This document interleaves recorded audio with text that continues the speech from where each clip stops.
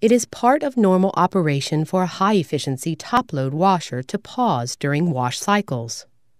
Some cycles and options have built-in pauses to help soak, clean, and/or improve performance. The washer uses these pauses to set and monitor wash conditions for optimal cleaning and efficiency. At the beginning of every wash cycle, the washer will fill for 3 seconds, pause for 5 seconds, and then the lid will lock. During fill, the wash motion is delayed to detect load size and determine proper water usage.